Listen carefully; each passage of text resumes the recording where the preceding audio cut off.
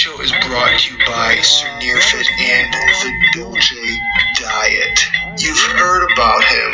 You've seen the results. 100% success rate within the UFC. Not once ever has Mike Dolce, 4-time MMA Trainer of the Year, had one of his fighters miss weight.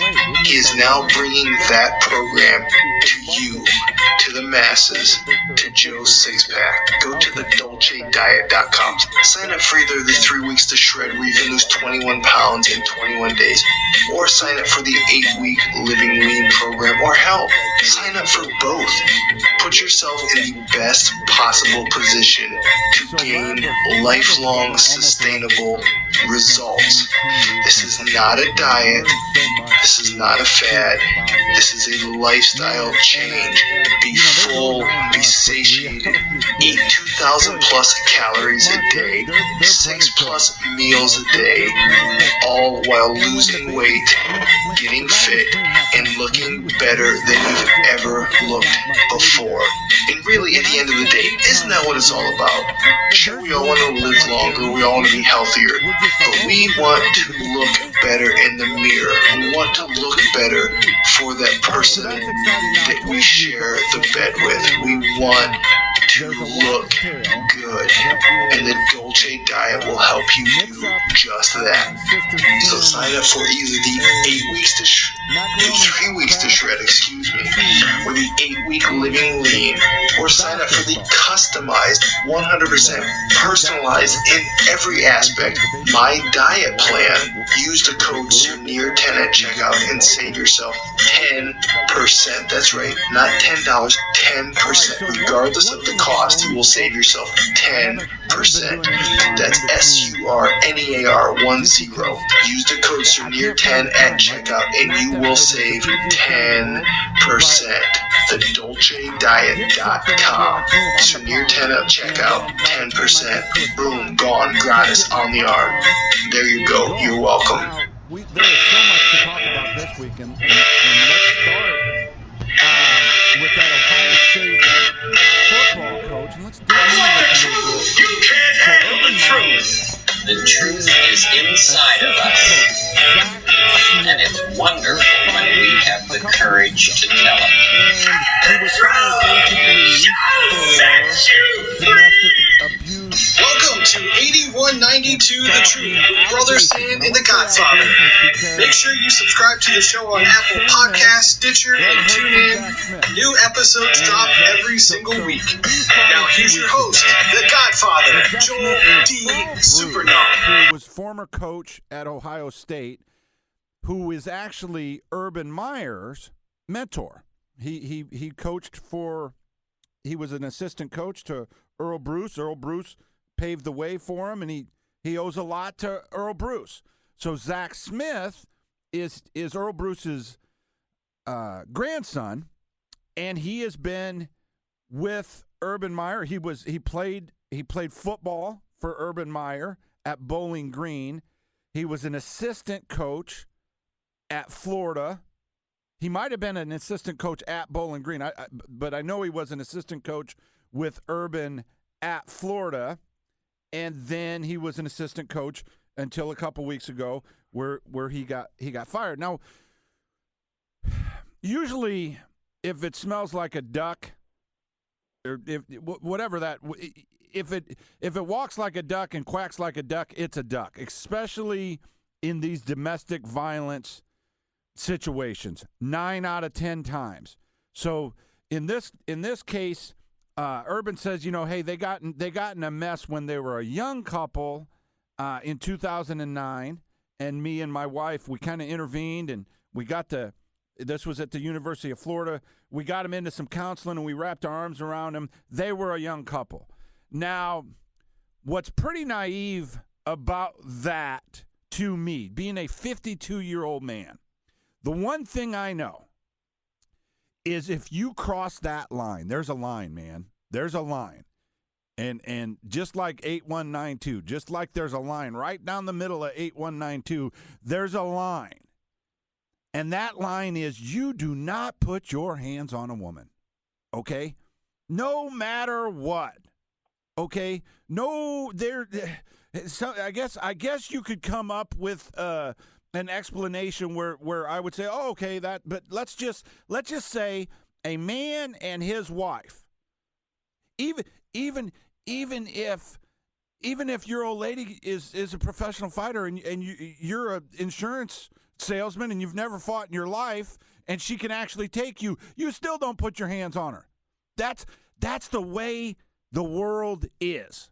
So the problem that I've seen with being a 50, almost 52, I like getting ahead of my age, by the way. I like to deal with the upcoming number. So the problem is, and listen, we've got a lot of people that listen to this show. We have a ton of people that listen to the show. Unfortunately, some of you guys put your hands on women. You know, you rationalize it. You only did it a couple times.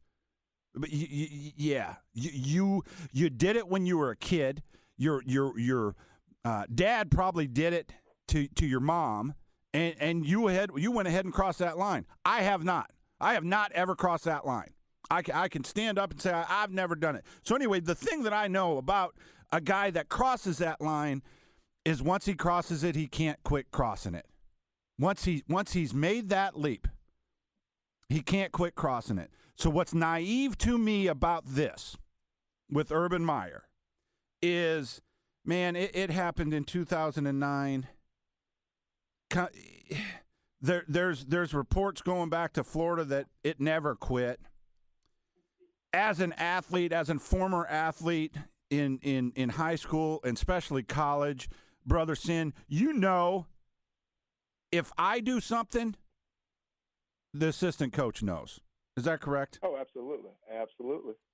So so the problem as I see it, this goes back to 2009. Man, that's when you have to, that's when you as a coach has to say, man, I can't have this. I can't have this. But unfortunately, on every single football team of 50 guys, there's probably 4 or 5 of them that whack their old lady. If you've got a staff, if you've got a staff of 20 coaches, man, chances are there's probably 3 of them knocking their old lady around. That's just the hard truth of what it is.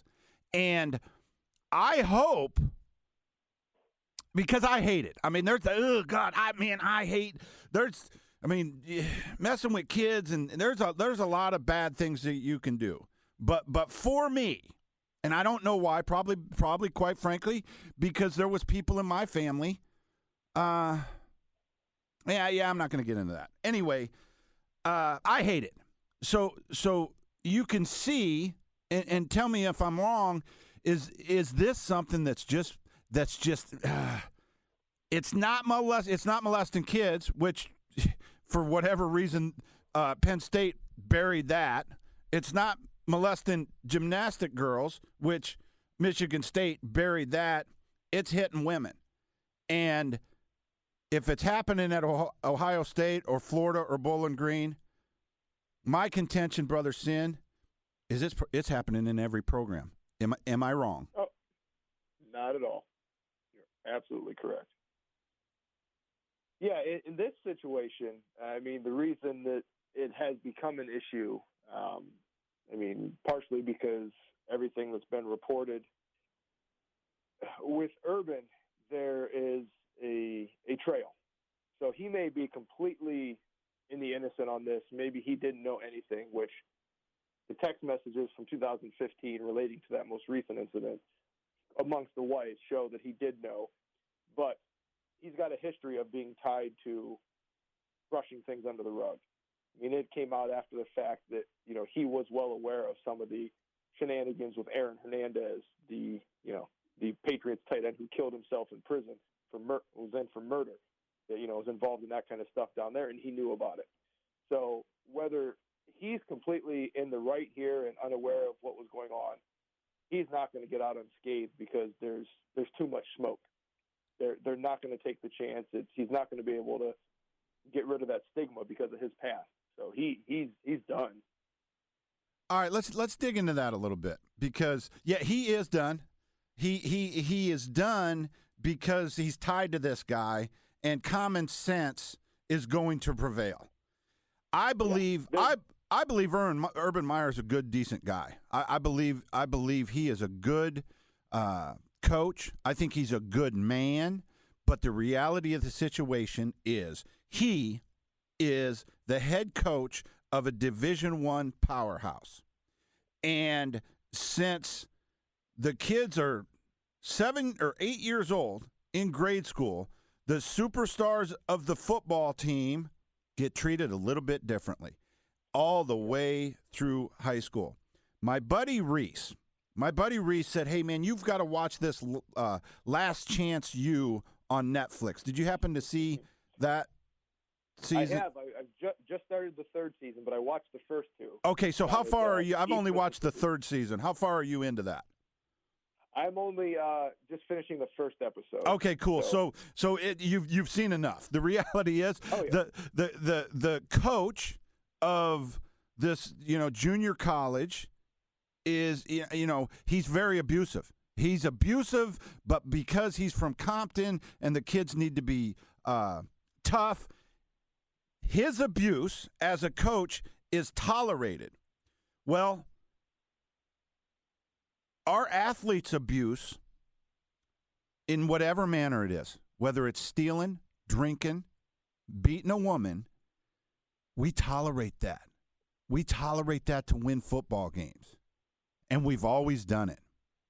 There's too much money involved. That's the problem. Yeah, but we do it. We do it in Bradley Bourbonis, and I'm using this as an example. Okay, Sure. Bradley Bourbonis, Pee Wee football. Okay, the superstar of the team, man, he's going to get to miss practice. He's going to get suspended from school and still play football. We treat these athletes with kid gloves, and we try to get the most out of them, and we make them delusional. I mean, you watch that football, you watch that Netflix thing. I got caught and watched it all in one night. You will see how delusional those players are, those kids are. Man, they're delusional everywhere. Whether you treat, Bobby in midget football like he's the next coming, as soon as you do that, he's going to believe he's going to play in the NFL and he's going to be rich and famous. That's just what he's going to believe. So in this case, you have they're going to start pulling the sooner Urban Meyer can jump on the grenade, the better for college football because it's happening at every single program. Every single program, I'm going to say in the top 20, has a coach that's knocked his wife around. Would you agree with me on that? Probably, yes, probably. And if not that, something else. Yeah, and we all know, we know people that smack their wife around that she's never said anything. In my lifetime, I can go back and I've girlfriend, man, they've got a relationship and it's an ugly, ugly thing, and you should never cross that line, and it's never going to change until we come down and be real about it and have a zero tolerance. Now, what's going to come out with this thing is, the smoke has already been let through Zach Smith's attorney. He said, hey, when he gets his chance to talk, you're going to see a different side. Yeah. We're going to see a different side. We're going to see an ugly side of things where you put your hands on your old lady too many times.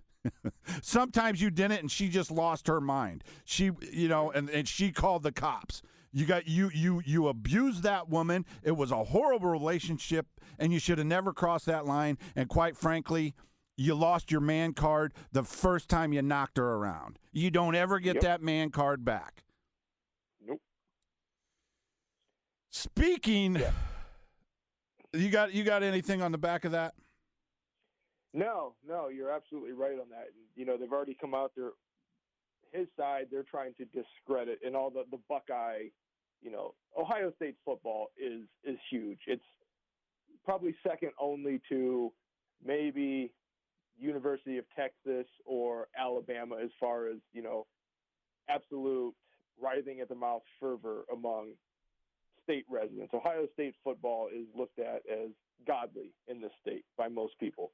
So all these bucknuts websites and stuff are already coming out with all this stuff, trying to discredit her, paint her as a delusional, mentally unstable person who created all this in her head. And that's the sad part, because even if 99% of what she's claiming was false, at some point he did put his hands on her. That's guaranteed, allegedly. But I would stake money on it. But the fact that they're all, because football is such a godly, pedestaled thing in this state with Ohio State, that they're trying to just bury her in the mud from the first second, trying to make her seem like a total loon to save him and save face for the program. Yeah, it's a shame. But they're already all over it. It's all over Facebook. It's all over all the media around here, that they're trying to paint her as a nut job to save Meyer and to save the program. It's just absolutely sad. I tell you, you can see that coming from a mile away. But dude, you're stalking your old lady after you're divorced. Yeah, okay, and that's the incident that caused the problem, because and most recently in 2015 is where it all stemmed from. The most recent one, he apparently came to her apartment, whatever, to drop off the kids, which was in violation of their co-parenting agreement and in violation of his restraining order against him. And, so that's the last thing that happened. And apparently from text messages showed that she told, Shelley Meyer and some other coaches' wives, who then came back and said that Urban talked to him and said he denied it. So, so there's things saying that he knew about it. He knew. I mean, come on. Yeah, he absolutely knew. He knew, and Zach, me and you can probably get pretty close to the way this conversation went. Is Urban's like, hey Zach, man, what's going on? Hey, man, she's doing it again. She went crazy. All I did, she was going crazy, Coach. All I did was I restrained her. All I did was I grabbed her wrist. Well, hey, man, there's a picture of her arm. She did that. Okay, now, I tell you, ew, man. All right, I'm gonna jump off of this potato before we could spend our whole show on this thing. But bottom line in it, and what everybody's coming at me, having these conversations online because I'm a Notre Dame fan. Yes, this kind of stuff happens everywhere. Division I programs, especially football, are held in such high regard that players and coaches get away with up to and sometimes including murder. People always say, yeah, what about Brian Kelly? Yeah, he should have had his ass roasted for putting that student film guy up in that tower in those monsoon wind days that got the kid killed, and nothing came of it. So, yes, it happens in every program, whether it's Ohio State, who's known for getting, the best players out of the ghetto, or Notre Dame, whose reputation is only bringing in the highest student athletes and having zero tolerance for shenanigans. It happens everywhere. And it's a dilemma across this country with how we look at and how we approach Division I college athletics, especially football. They're held to a lower standard, and they're put above the law, and it's a problem everywhere. So yes, I openly admit it.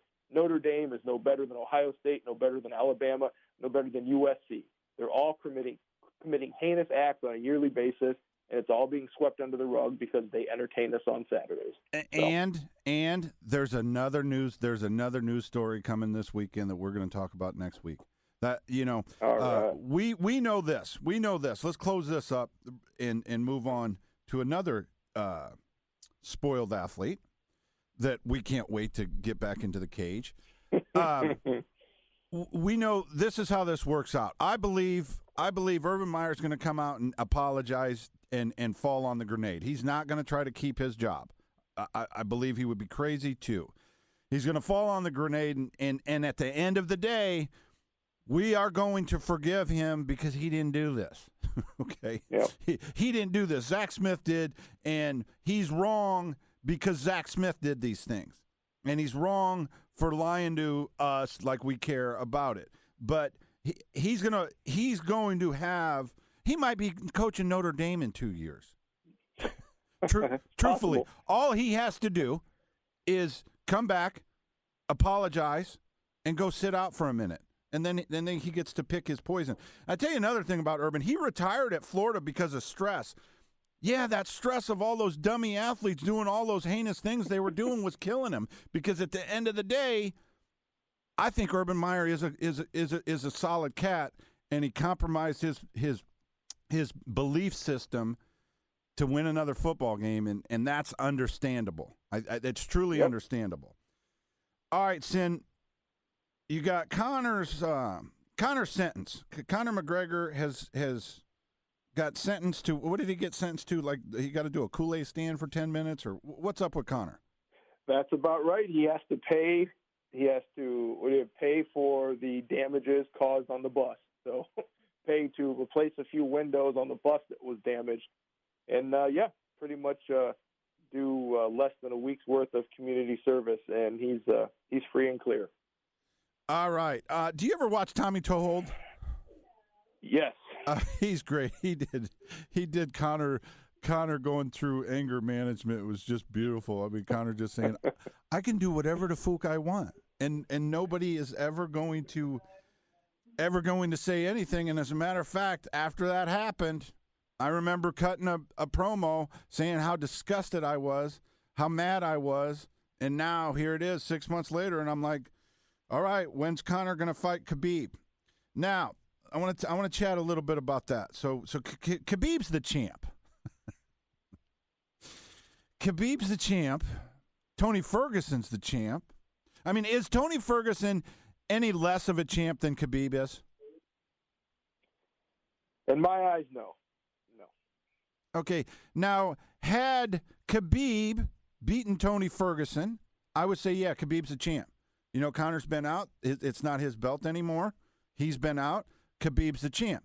The only person that's won a belt, Kevin Ferguson won a belt. Khabib didn't win a belt against Al Aquina, who's a great fighter. He wouldn't be fighting for the championship. He's a top 10 fighter. So now Khabib's coming out and saying, and he should make money. He should make millions. But the reality is, you can put Conor McGregor with is Conor McGregor fighting Dustin Poirier or Khabib? Is it going to do any different in pay-per-view numbers? Nope. Now, the UFC's trying to get into the Russia market, or they're already getting into the Russia market, so Khabib's popular in Russia. Does that make any difference? I mean, in terms of putting on a pay-per-view and paying Khabib $10 million, because they're saying what I believe he should make $10 million, he should make $20 million, but it has to be equitable. Very similar to Money Mayweather. Money Mayweather would make $100 million a fight, and he would fight Sugar Shane Mosley, who was a great fighter. Great fighter. Hey, Sugar Shane, you're getting 10. Okay. Sugar Shane's like, I can't get 10 anywhere else. So I'm going to take that 10. So let's say that number's 5. Let's say they're like, hey Khabib, we're going to pay you $2 million, just like we did Nick Diaz. We're going to give you a pay-per-view point, but you're going to max out at $5 million. Me and Conor are going to keep the rest of it. So Khabib's like, wait a second, man. I want to make $10 million. Well, okay. Let's give you all of the pay-per-view dollars against Dustin Poirier. You can have it all. Make your $10 million that way. And then what's Khabib going to say? Khabib's going to say, well, we won't draw $10 million. This is a situation that if you guys let the UFC hold all the cards, guess what? Unless you become a icon like Conor, you don't hold any cards. So I don't feel bad for him because Khabib, if you're not going to help out the guy making 10-10, we're not going to help you out. The only way this business changes is if you all get in it together. We know Khabib's going to sign for whatever they give him. Am I right, Sin? Yep, without a doubt.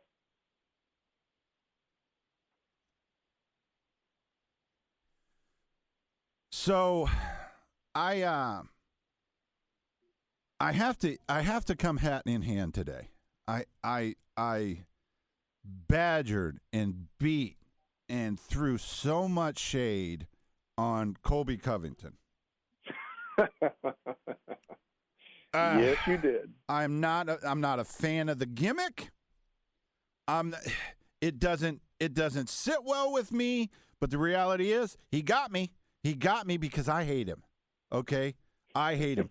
I imagine if we hung out for a couple hours, I'd be like, oh, okay, all right, you got me. You're good people. Listen, man. Whatever my personal feelings are on him or his gimmick, there is now a new king on the gimmick mountain, and it's Colby Covington. He's got a picture. I love it. He's got a picture. He's got a picture. He was in the Oval. He was in the Oval Office yesterday with what number president is Trump? You probably know. 45. Okay, is he 45? The 45th person on the planet that has ever had that job. In the Oval Office. Picture with the president. Now, I'm not a Trump guy. Okay? I'm not a Trump guy. But I tell you what. Should be. But I tell you what. Yeah, man, you should be a lot of things too. Listen. But if I get a phone call from somebody tomorrow saying, "Hey, you're invited to the Oval Office to meet the president," me and Ladd are going to be there. I'm going to be on the next plane. I'm going to be. That's such a. You know, I mean, maybe you're LeBron James and you got $1 bazillion trillion and you're the coolest person in the world. Maybe then. But for the rest of us common folk, if we can just be real for a second. I know a lot of you listeners are like me and you're not a big Donald Trump fan, but you are a fan of the economy. And shame on all of you. Okay. Shame. All right.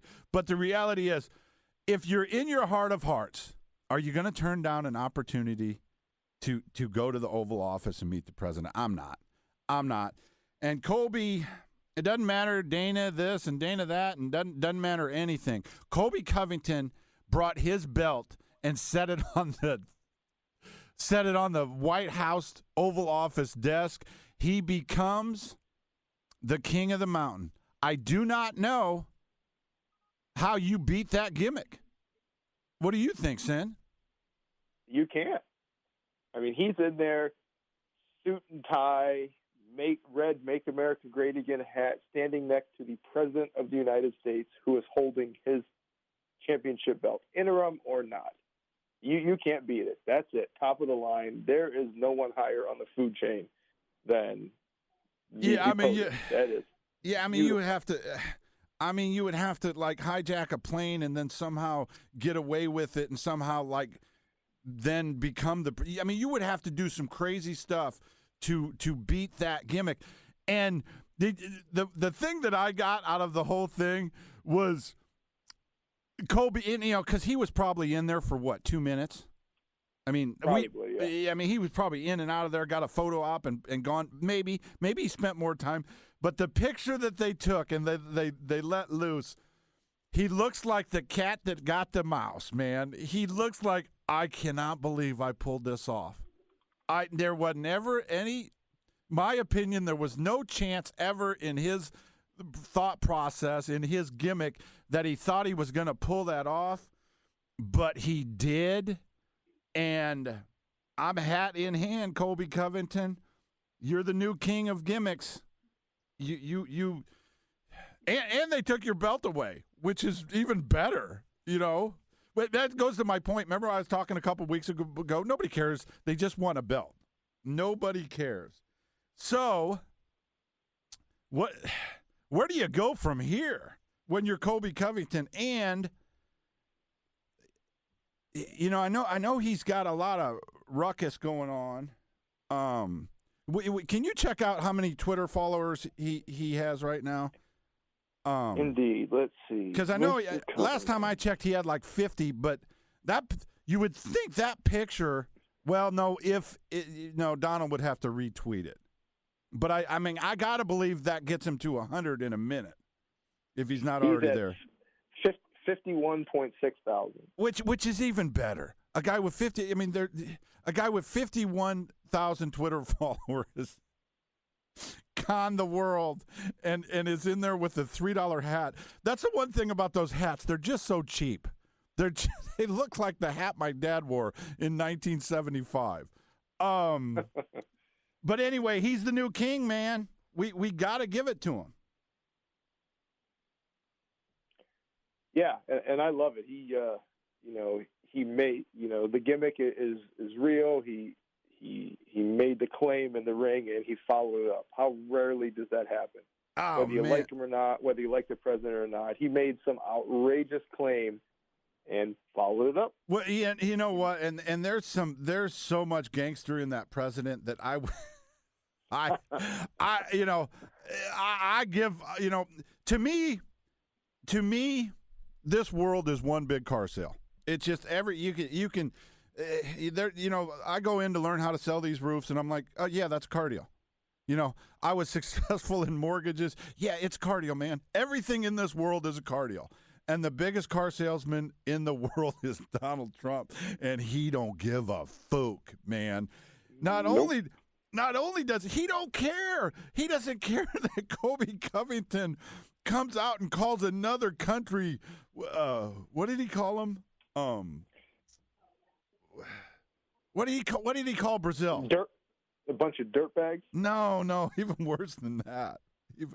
I don't know, man. He took Chael's gimmick to a new level. I don't want to blow him so much right now because he's over. You got a picture with the president, bro. I'm hat in hand. I can't go backwards. And this point forward, I can't tell you I hate the gimmick. It doesn't matter if I hate the gimmick. Dude, you're over. Okay? You're over, and the president don't give a fuck. He doesn't care who he has in there, man. He'd have Manson in there. He don't give a fuck.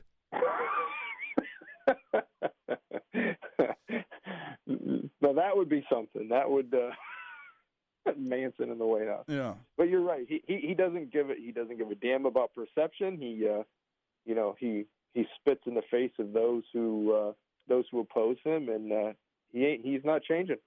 So I, for one, love it. All right, every bit of it.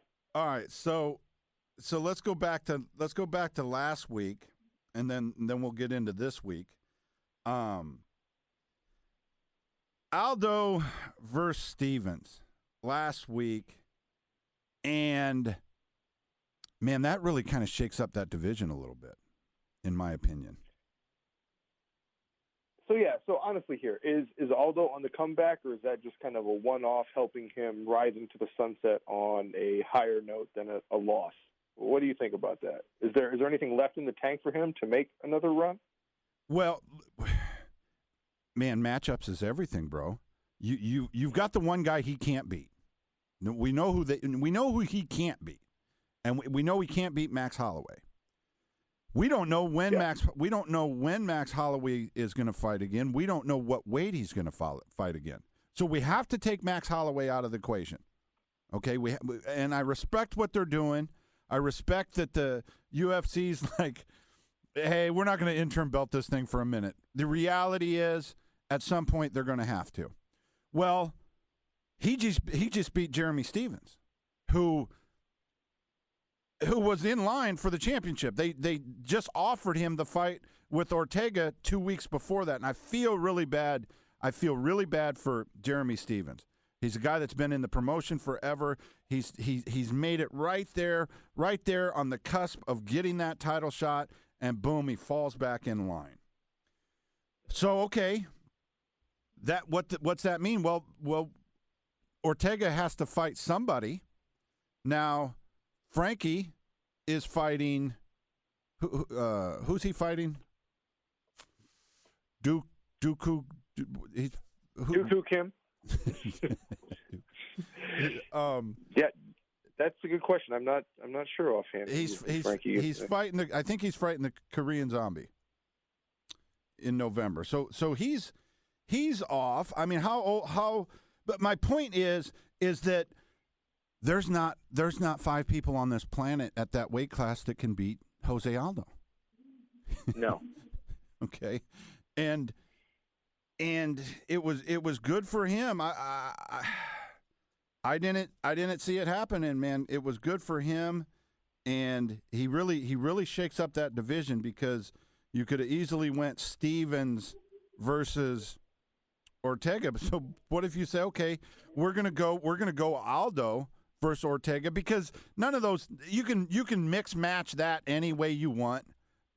That's a $250,000 pay-per-view any way you mix it. They're not gonna do $500,000. $500,000's a huge number now. $500,000's a huge number. I would be surprised if this weekend's card did more than $150.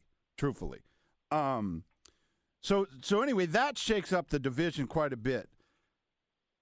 I don't know how you fix it. You know, I think the way you fix it is, I think the healthiest thing for Max Holloway to do is to say, hey, I don't know what's going on with me, but I know I'm not going down to 145 pounds again. I know that.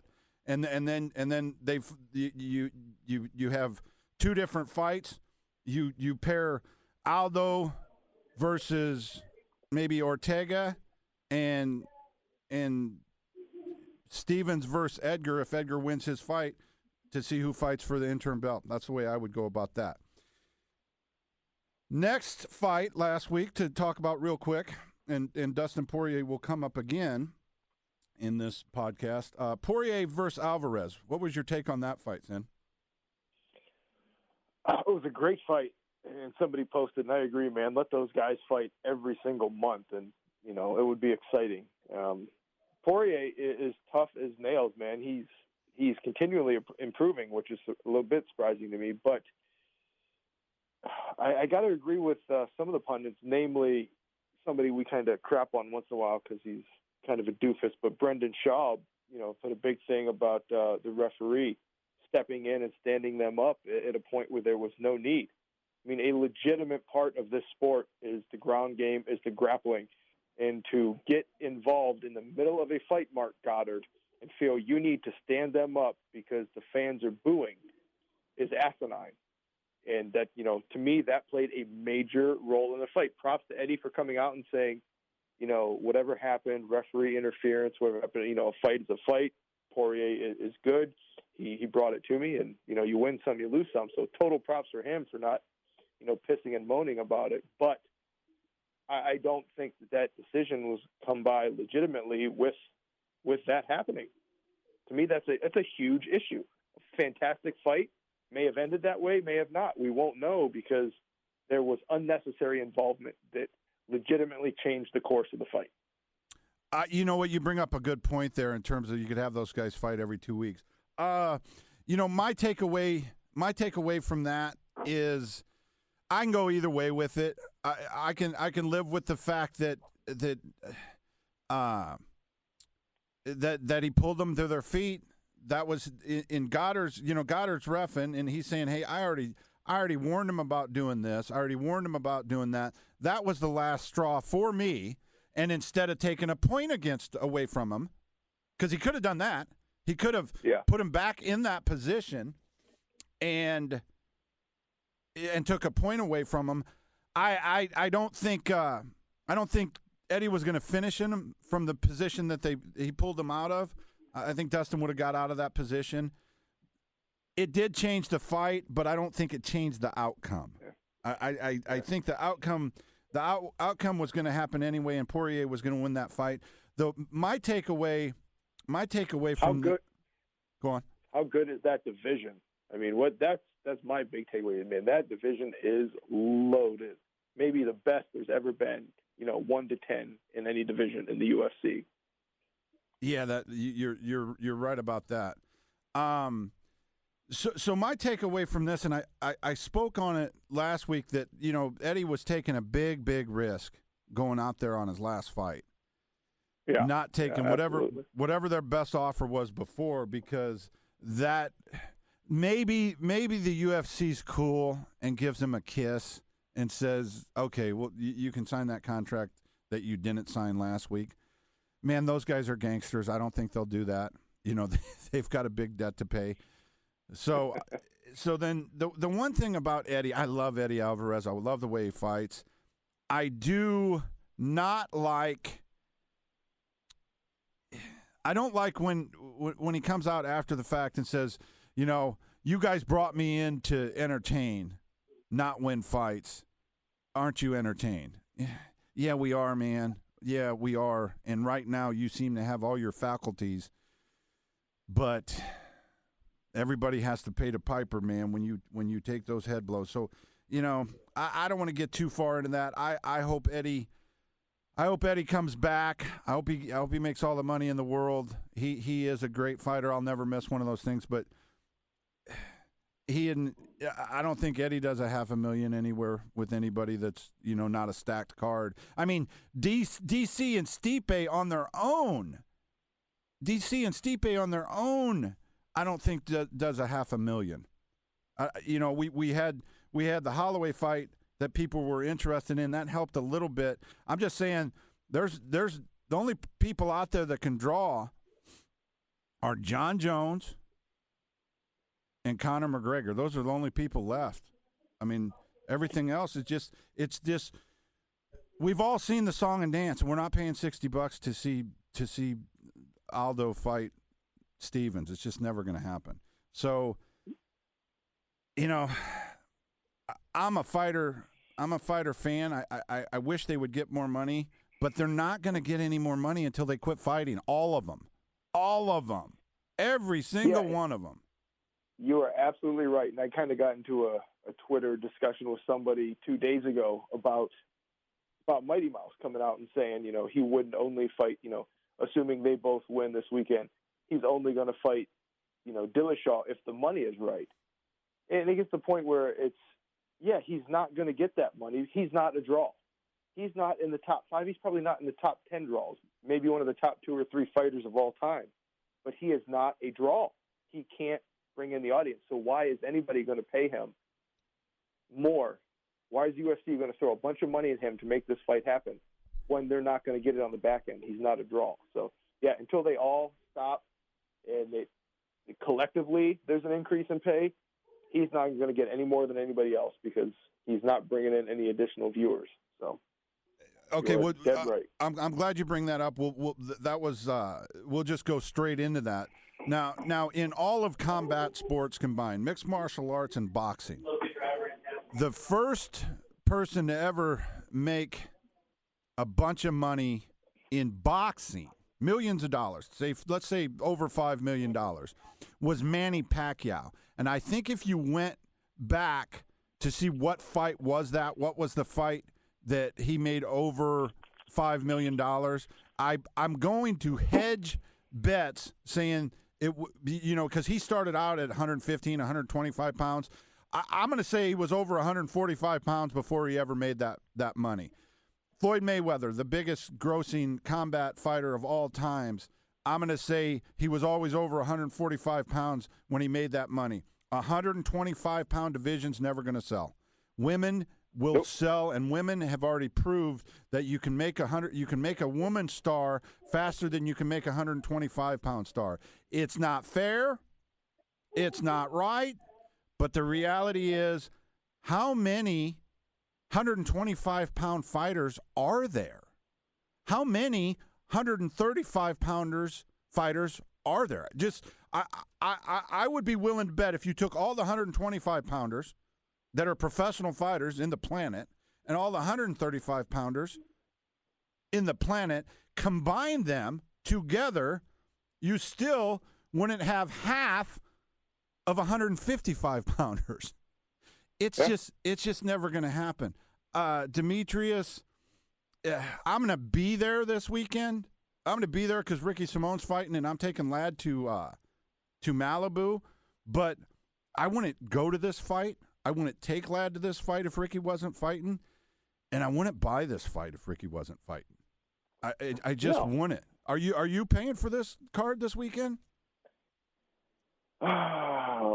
Yeah, I will, just because I have such spite and despise for Cody Garbrandt. I want to watch him get knocked out again.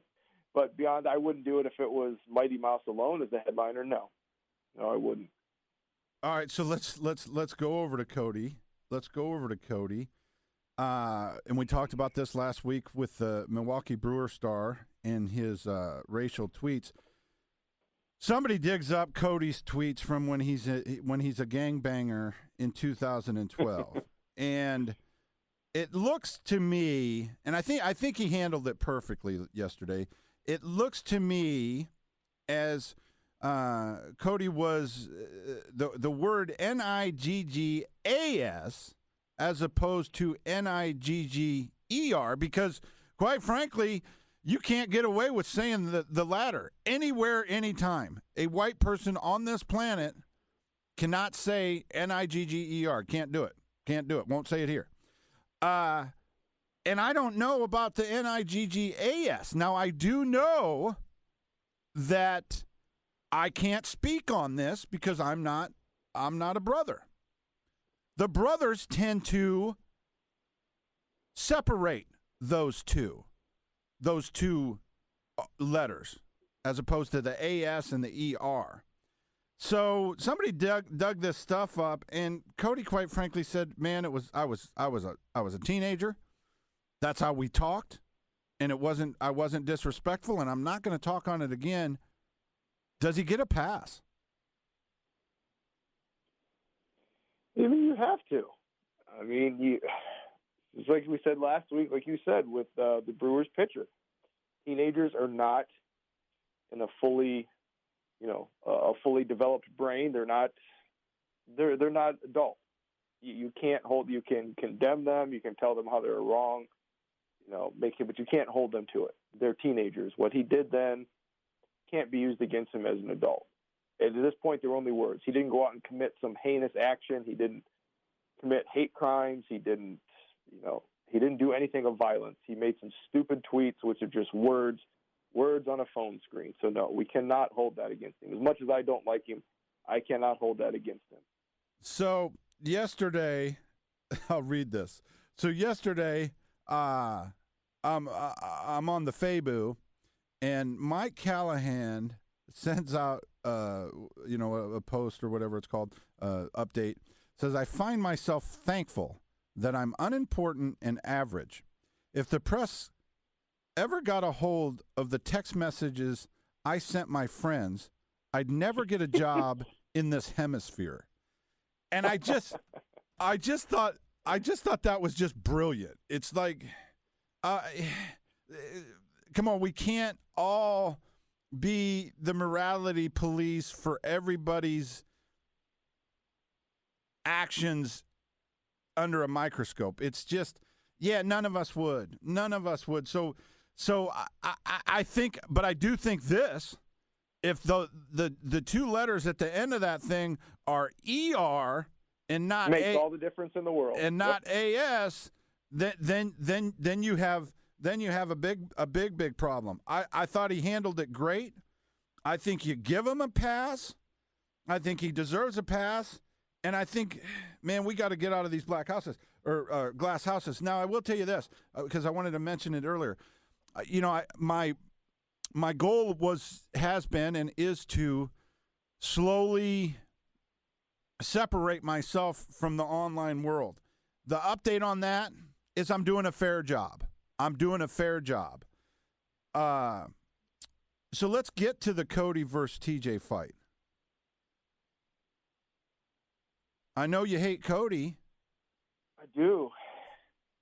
I mean, it's hard to make a pick on this because as much as I despise the kid, he's good. I mean, what he showed in every fight up until second round of that TJ fight was incredible. He's slick. He's got power at 135 pounds. He's dynamic. I mean, he's got good grappling, maybe not quite as good as TJ, but he's got great grappling. He's a hell of a fighter. But I think TJ has just evolved more and more with every fight, and we saw that with how he fought Cody.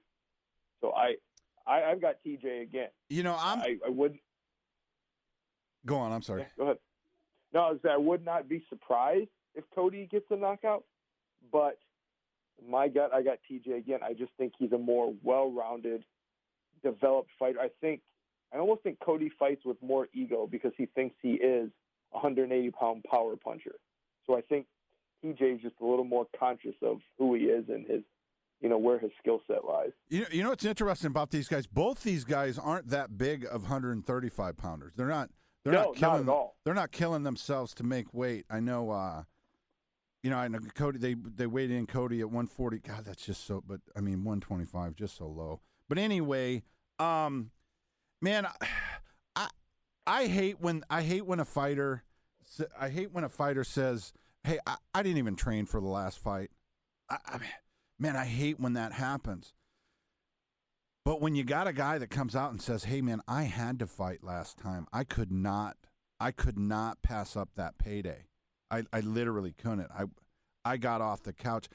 Man, I'm starting to believe that, and that goes against a lot of the things that I don't even think you should talk about that. But the reality is, you got a rival there, and Cody believes that he just came off the couch and almost stopped him in the first round. I'd like to see this fight go 5 rounds and see who the better fighter is. I agree. My that pick would on be it. Highly entertaining. My pick on it is. I think if it goes through 3, it'll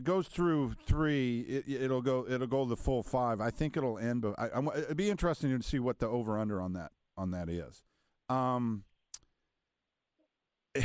There's so little to do in that division right now. The best thing to happen in that division is Cody to win this fight, and you're running back at each Third other, time. and Yeah. running back at each other again. And to me, this is like the women's 115-pound division. What's out there other than to keep running Rose versus Joanna over and over and over again? So if Cody wins this one, then TJ wins the next one. What else is there in the division? There's just no real pop from anybody else. We're just going to keep seeing the same fight over again. Well, so yeah, it's. Well, I'm glad you brought up JJ, because JJ got the biggest pop of anybody that walked out last weekend. She got the biggest crowd pop, and you know what? JJ might be a 350 draw, which is a decent draw. I wouldn't say she's a $500,000, but she might be 350, and Rose isn't. So Rose is. I'm going to tee you up here, bro. Rose's fiance, ex-UFC fighter Pat Barry, comes out and says, basically, F you, JJ. If you're not going to admit Rose is a better fighter, you're never going to get any better, and we're never going to fight you. What's your take on that, Sin? Yeah, again, that we are never going to fight you.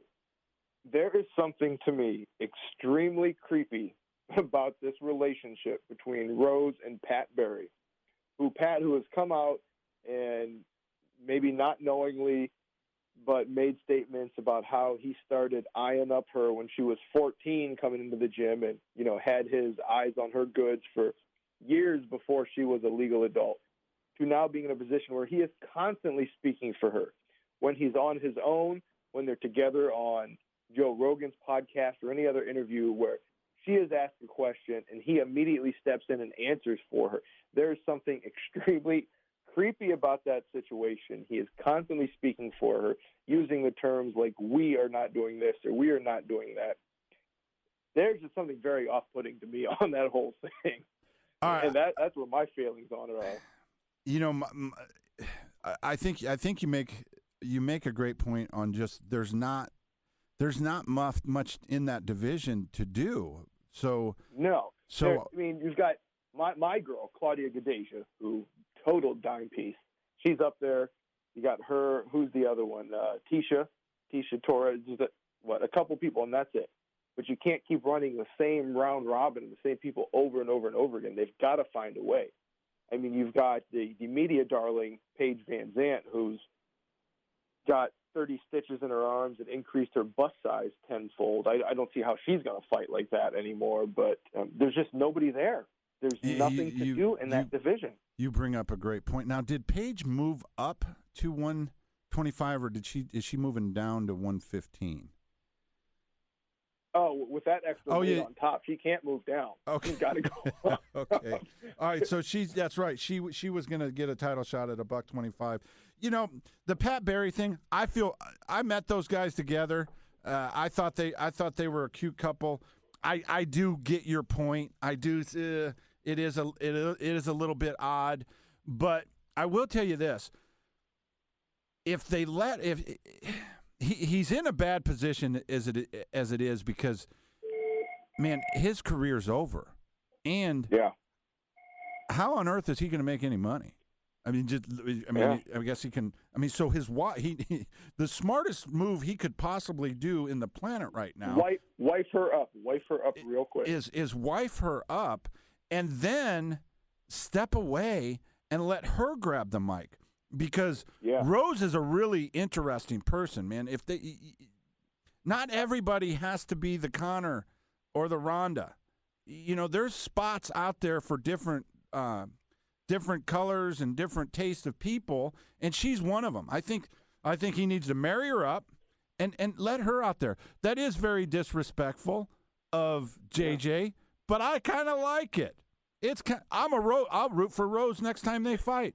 But I don't mind JJ saying, "Listen, man, I helped build this thing," and she did. Yeah, I helped build this thing. She's. I mean, if you start with Ronda and Misha, I always pair them together, and then you go directly to JJ.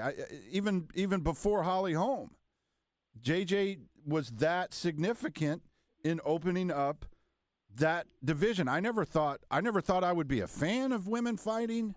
I never thought I'd talk about it. Well, I never thought a lot of things, but for sure, you know, I think. Yeah, and at this point, wouldn't you rather watch the 115-pound women's division than the 125-pound men division? I mean, we're at that point. To me, it's more exciting. That's more of a closer to average weight for a woman to see those guys do it than to watch two 125-pound men, which I just can't relate to.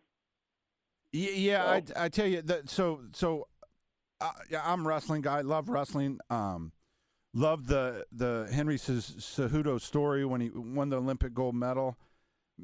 I'll be rooting for him this weekend, but I just don't see any way on earth he can close that gap. Nobody is. It's not happening. I think. I mean, I like where DJ is in terms of, you know, hey, I'm making. What's he making a fight? $150, maybe 2 tops. I think he's actually 3. If I remember from the last one. Yeah, okay, well, I don't think he's going to get 3 anywhere else. So he had made some reference that, you know, hey, maybe I'll go over to Bellator, or maybe I'll go to Rizin, and maybe I'll win all those other belts. That's cool, but I mean, I don't know what that does for you. It then excommunicates you from the UFC. That's probably not the best business plan in the world. I mean, I got to tell you, I mean, if he's ever going to make $1 million fighting, it's going to be on a co-main event, and it's going to be fighting another champion at 135 pounds. Or let's see if he can go up to 135, beat everybody, and go up to 145. I mean, do some BJ Penn style. But yeah, I'm with you on the 125-pound division. I would not buy this card if I wasn't going to. As a matter of fact, I'm not buying the card. I'm going to the fight. And to clarify, he made his last fight against Ray Borg. He made $370 to show with the $40,000 Reebok sponsorship. So that's where he's sitting. I couldn't tell you in a million years who is the fight before the co-main event on this weekend's card. Could you? Yeah, I definitely can. Without looking at it, just out of your head. No. No, I could not. I only know of those two, and that's it. But we we've got Cub Swanson and Moicano. So all right, there you go. There. Number 5, number 10. Yeah. There you go. Rooting for. Then go on. Nothing below it. Yeah, I say nothing below it other than our boy Ricky Simone. Other than that, it's a card of no names that we wouldn't know. Yeah, I tell you, I read a little bit about Ricky's opponent, and where did this thing go? I read a little bit about Ricky's opponent, and it looks like that might be a barn burner of a fight. I hope he wins. I hope he wins fight of the night. I like that. I like that Ricky Simone. I tell you, you know, these fighters are jealous, man. I'm nobody. God, am I nobody? And I go over and Chael and Jake are sparring the other night. I give Chael a ride to sparring, and I start teasing Jake. You know, here's your water bottle. You know, I got him a bottle of water, and he was like, thanks. I was like, I sent Ricky a case. You know, like, I love Ricky more than I love you. And those guys were like, yeah, you do. Why are you going to his fight? You're not going to our fight. And I was like, what? You guys are 10. Like, really? Like, we're going to L.A. That's why. I'm dropping lead off in Malibu, and Ricky's fighting at the Forum. It just made sense. But just so you know, Jakey baby, Mr. Uber Kitty or Smitty or Boo Boo Kitty, whatever you are, whatever your name is this week, we you're number 1 and Ricky's number 2 in our book. You wrapped your arms around Lad first, and first one to the dance gets the pretty girl. I will close my end of this show, Sin. Do you got anything else you want to wrap on? No, not this week, baby. Not this week. Just waiting for that baby. Yeah, get that. This time next week, there will be a new human on this earth. You will have. There will be. You'll be happy you went and got the bigger house. And I'm still trying to find a way to convert the name Chael into a female name. So I'm still working on that one.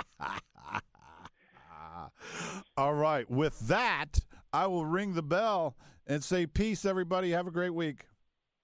Peace.